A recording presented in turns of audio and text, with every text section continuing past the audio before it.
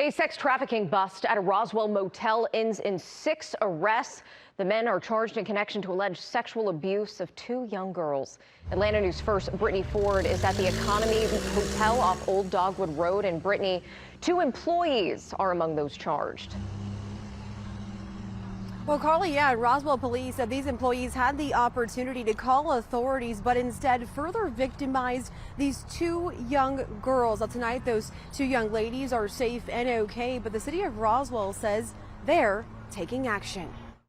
Roswell police say 2 young girls were seen knocking on car doors at this apartment complex off Creekside Way in Roswell on March 16th. When our officers arrived on scene, they learned that that girl and her sister, both juveniles under the age of 16, had recently run away from home in a nearby county. Officer Tim Lupo says the 2 girls had been in contact with several older men via social media days prior. Authorities say one of the men picked them up and abandoned them in a parking lot in Douglasville.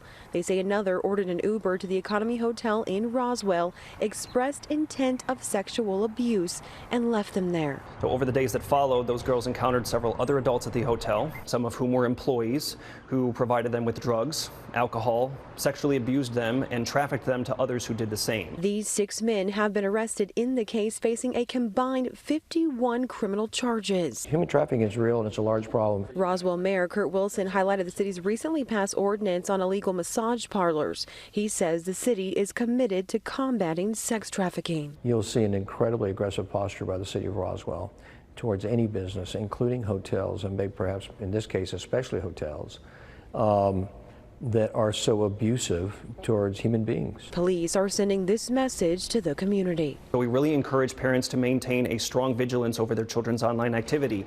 Make sure that they are educating them about online safety.